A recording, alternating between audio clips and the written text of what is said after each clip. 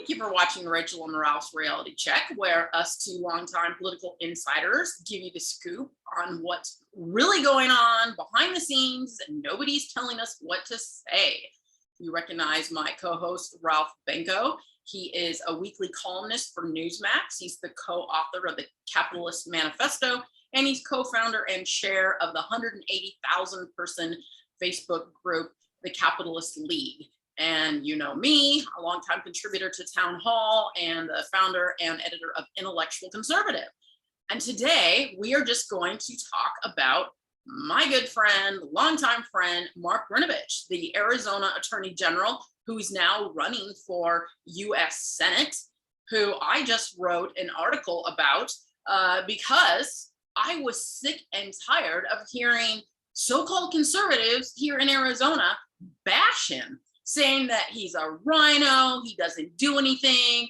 And, you know, I had an office next to him, literally a wall between us. I used to pound on the wall whenever I'd want to get his attention back in 2000 to 2003, when, you know, we had just gotten out of law school. He used to write about conservative politics at his law school. I used to write about conservative politics at my law school.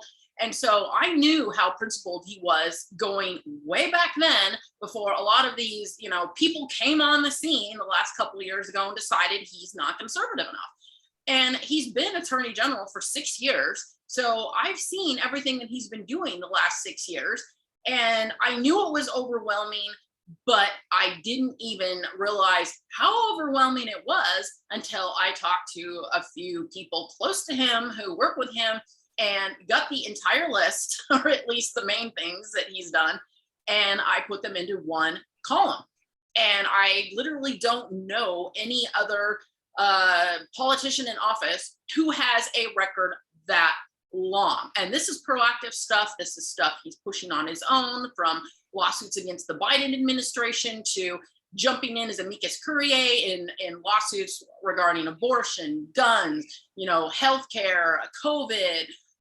It seems like almost every day, I'm a reporter for a local news site now, Arizona Sun-Times.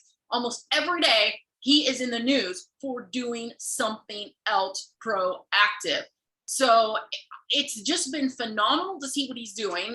And this is a shirt that Ralph made for us. Thank you, Ralph. Feel the burn. And the blowback I'm getting has been pretty nasty. I was in a Twitter war all day yesterday with people who still, despite reading my article, are still trying to argue with me. And a lot of their arguments come down to things like, he doesn't take the lead. I'm like, really? Which one of these lawsuits that he has filed? He has 4 lawsuits alone against the Biden administration already over illegal immigration. How is he not taking the lead? So anyway, Ralph, you've been sitting here watching this fold out. You've met Brnovich. You know, what is your assessment, and especially among these attacks that he's undergoing right now? I think that Mark Brnovich, from what I've read and from our brief encounter over coffee in Phoenix, thanks to you, Rachel, having set that up, has moral courage. Okay, I don't agree with all of his positions, but that's because he's so far to the right of even me, and I'm to the right of Genghis Khan. When I was at the Attorney General's office, this left-wing attorney we worked with, LaDonna, she made name cards for everybody right after I started working there. And the one she made for him at this luncheon was Attila the Hun. Well, look, I'm really impressed with this guy. I'm so pleased that he is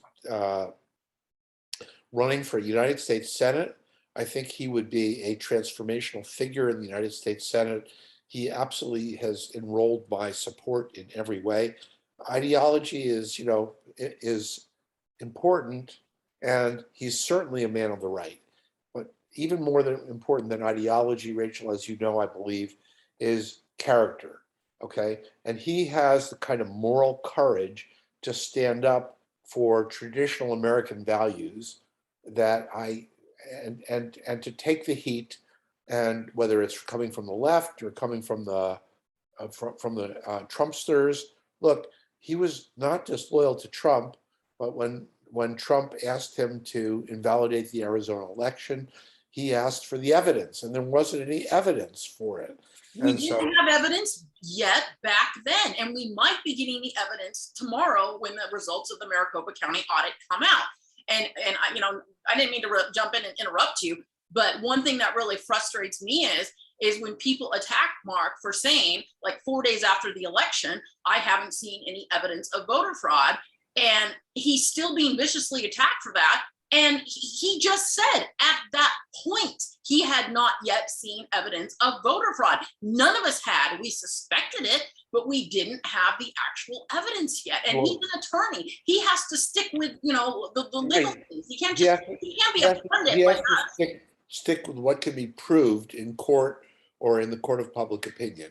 And he asked the Trump people, what's your evidence? And the evidence that they had, if any, at that point did not stand up. I don't think they have any evidence now either, but that's a totally separate issue. Let's not go down that. Yes. I just think that, your reports on Brnovich as somebody of a matter of somebody who demonstrates true moral courage in the service of conservative values is really extraordinary. And I think if he managed to get elected to the United States Senate against, what's Mark the guy? Kelly, the astronaut. Against Mark Kelly, he will manage to improve the quality of legislation and the quality of leadership that comes out of the U.S. Senate in really extraordinary and transformational ways. So I just can't. I'm glad that Mark has decided that he is prepared to go and bring his talents national, as opposed to focusing in on provincial, serving the people of Arizona. That is great. Okay, that is noble. But to serve all of the people of the United States of America as the U.S. Senator from Arizona strikes me as really worthy of him. And I don't want to get ahead of my skis here, Rachel, but the phrase President Brnovich does have a certain ring to it, and I am among many other reasons, impressed that he is so conscientious about checking in with thought leaders like you in order to help formulate his policy positions. Well, he doesn't have any choice. I mean, I treat him like an older brother. I'm like the annoying younger sister.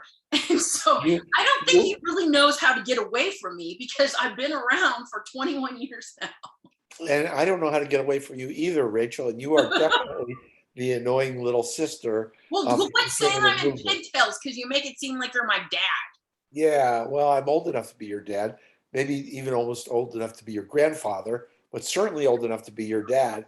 And so, the point here is the only criticism, and it's a minor one, it's a venial sin, it's not a mortal sin, that I have of Attorney General Brnovich, is that he has not demanded that you come and join his campaign staff. Okay, because I would politely decline, because as much as I enjoy political campaigns, I really love what I am doing right now in media, and I prefer to stay on the journalism side. I had a great run in 2010 when I was paid staffer on the J.D. Hayworth campaign for Senate and the David Schweiker campaign for Congress. That was fun. I went and I did it, but it's not the life for me. I am a pundit at heart. And, but, if Brnovich, does get into office, I expect me and him to continue being great friends. Well, and that means a lot to me. That said, I think you are a national treasure, Rachel. I've never made any bones about that. We've worked together. We've bickered. That's why I like you. That's why I like you drinking alcohol while we're doing these, because you say things like that. So, well, I would be saying it even if I wasn't drinking good malt scotch from Scotland right now, because as you know, since our days together fighting arm in arm with the Tea Party before it got taken over by the grifters, okay, when we were the grassroots leadership, okay, I've always felt that you were a woman of the people, that you had your finger on the pulse, and that you articulated the conservative position on things and the popular position on things better than better than anybody except for me. So, the fact That shows how biased that remark was. No, just kidding. totally, I totally agree with your biased. analysis. Okay, but the fact that Brnovich consults you is great, but he's missing, in my humble opinion, and I'm not saying he could lure you back over to the dark side of the force of politics from the bright side of the force of journalism, which you and I now currently occupy. But I just think that if Brnovich were to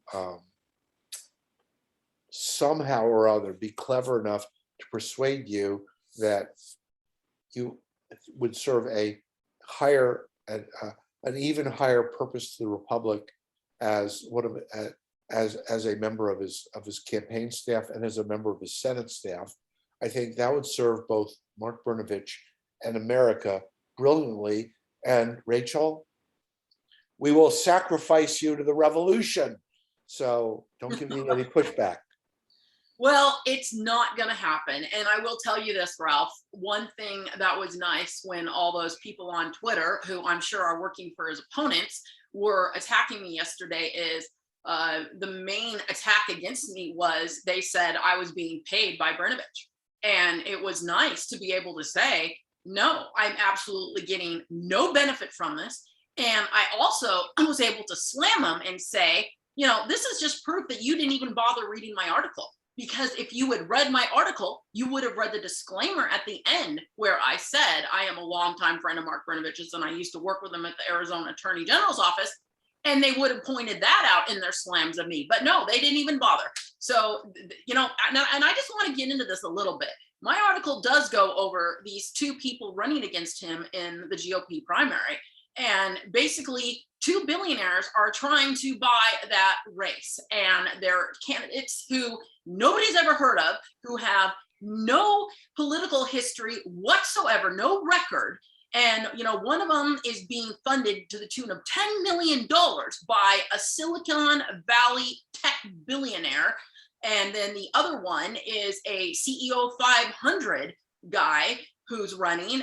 And I just don't understand why people would even jump on that bandwagon when you have such a long record that Mark Brnovich has. He's got the name recognition to beat Mark Kelly. Those other two, I can't even remember their names right now because they haven't made any traction. And the latest poll out there shows Brnovich has 41% of the vote, the GOP vote here in Arizona.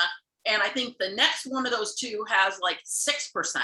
So they're basically a non-issue. And honestly, they're just wasting time and money until we finally get to the general and Mark takes on Mark Kelly. Yeah, amen. I think that, but let's loop back. First of all, can you please tell your thousands, tens of thousands, hundreds of thousands, millions of followers here on YouTube, how they can find your column? I always post columns below the YouTube video. I know, but why don't you just come right out and say it? So that if I really recommend that you subscribe to Rachel Alexander at Townhall. She writes weekly, and her columns are also are always thoughtful, and they appear. Townhall sends them to its millions of email subscribers every Monday. She has an enormous power of persuasion. She's got an enormous following.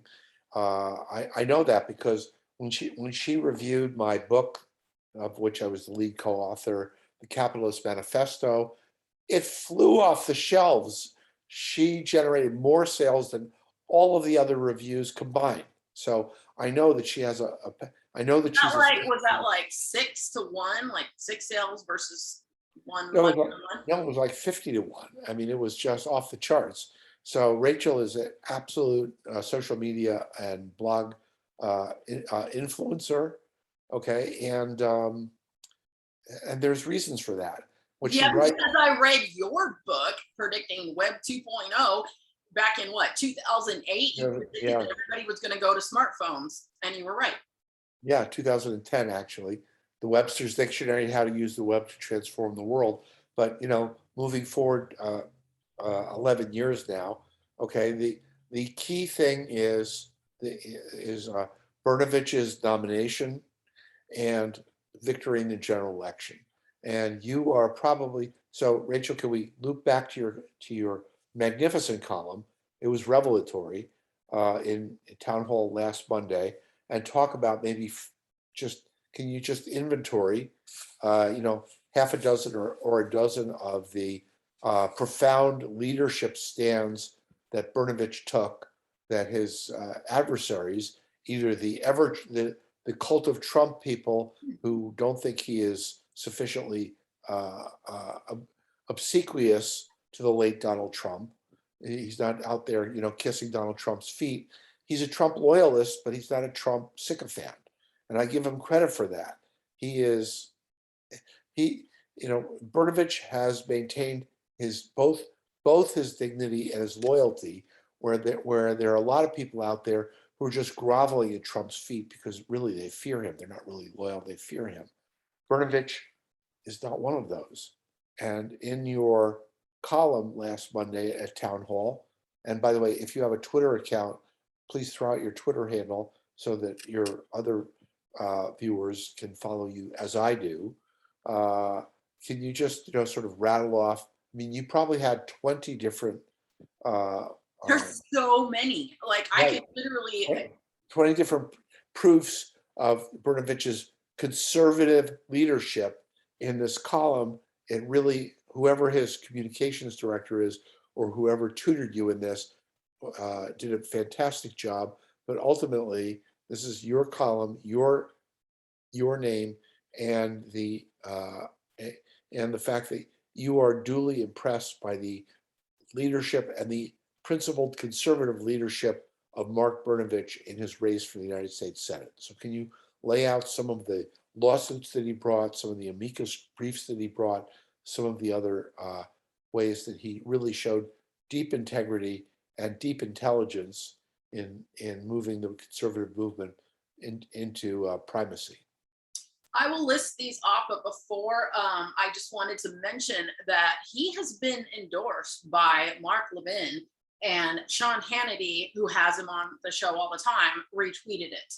So he's got some pretty hardcore conservative credentials. But if you want, I will read really, really fast.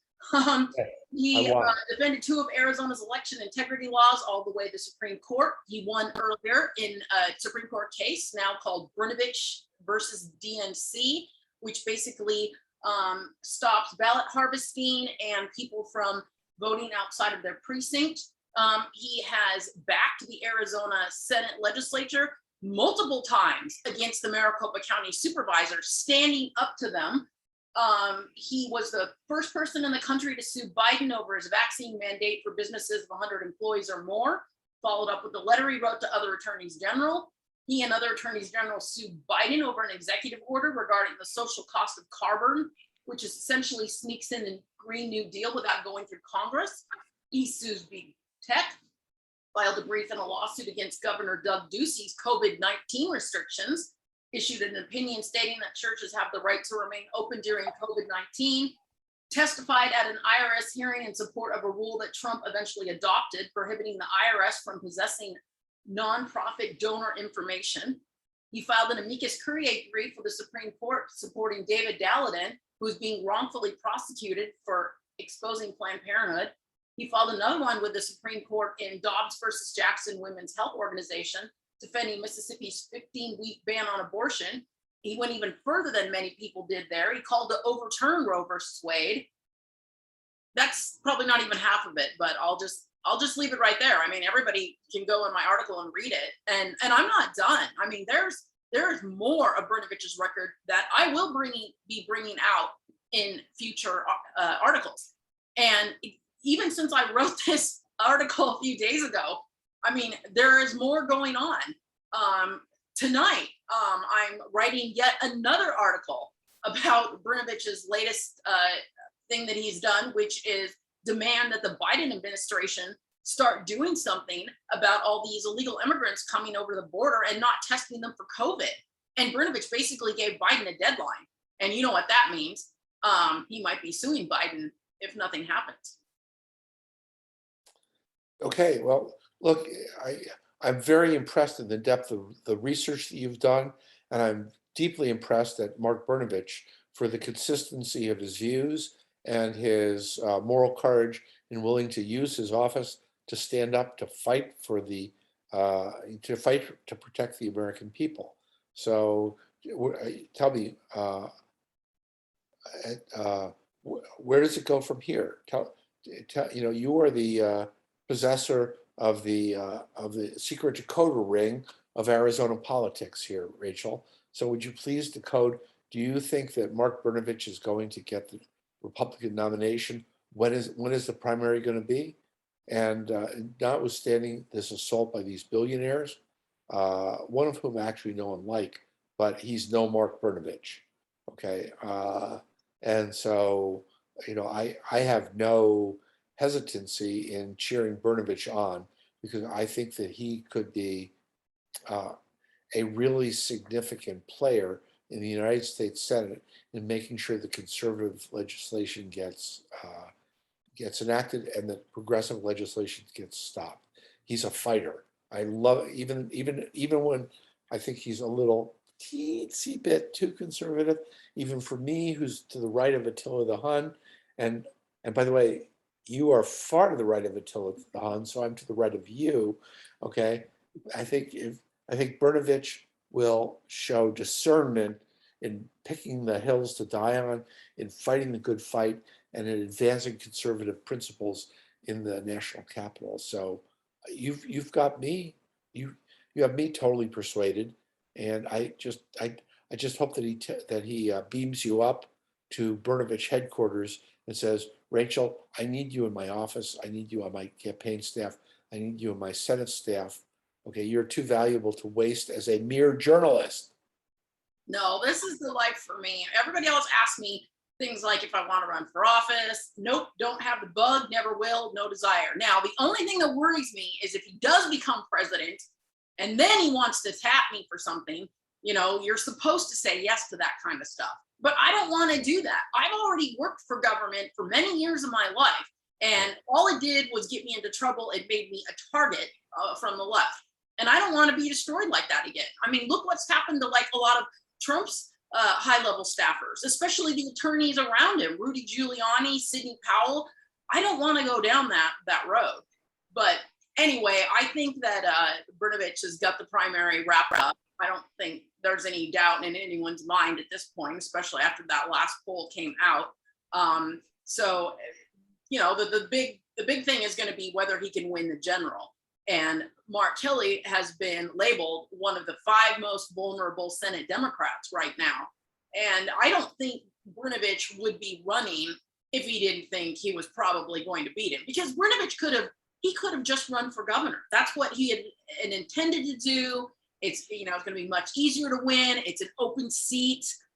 This is all way before Carrie Lake decided to run. So, back then it was, pretty much an open thing. Brnovich should have easily won for governor. But the powers that be talked him into running for Senate instead. They said, we need you so bad. You are the one who can defeat Mark Kelly, if anybody can in this race. So, And all we need to do is to pick up one Republican senator, and then Mitch McConnell becomes Senate Majority Leader again. Pardon me. And we don't have to worry about this, Michigan Green New Deal kind of stuff that AOC, and who I love, but with whom I disagree about everything. I can love her and still disagree with her about everything. Okay, I can admire her, I can respect her, and I can love her and still disagree with her. I remember when Obama was first elected, and I was going around giving speeches to people like to groups like Grover Norquist's ATR weekly gathering, and I would say things like, I love Barack Obama. And a hush would fall over the room because I'm a well-known former Reagan official right-wing nut. And when I would say things like, I love Barack Obama, and then people would go like, what the heck is he talking about? And then I would go on to say, not since the Soviet Union fell have I had an adversary so worthy of my powers. And so I'm just saying that I like the sound of Senator Brnovich, even though nobody can spell his name, so it's gonna be really hard to write in. So I hope he's on the ballot. Yeah, that's a good point, but that's not a worry. So I'm not worried. I'm not worried. And you're the one who persuaded me that Brnovich is not just the candidate we should be rooting for. He's consequential. Okay. And that is really the deciding factor. There are a lot of good conservatives in the Senate, as well as a lot of bad conservatives in the Senate, like Josh Hawley. God save us from Josh Hawley and Ted Cruz. God save us from Ted Cruz. I love Ted Cruz. No. Well, I detest Ted Cruz, and anyway, it doesn't matter. Brnovich is a real is a figure of he is a figure of conservative leadership. Okay, and he is a consequential figure, and if he ends up, as I hope he does, in a position of national leadership, I think it's going to make a major difference to the future of this country. And thank you so much for all you're doing to support him in that endeavor. Well, he actually has a record, unlike a lot of conservatives. And another thing about him that I really like, and this is why I think he's got potential to be president, he's not scandal prone. He doesn't say stupid stuff that gets him in trouble and makes headlines. And so the left just ridicules him nonstop. He doesn't go around having sex scandals. He's not a drunk. He doesn't have any of that baggage that seems to plague so many politicians. I don't know if it's because they're egotistical or they just want the limelight, but Brnovich is a workhorse who gets the work done. He's a good family man. I know his wife. His kids have turned out wonderfully. Not that that is always necessarily means anything, but anyway, his kids aren't in trouble. My 4 kids have all turned out wonderfully, and that's a great credit to me. So don't dismiss that.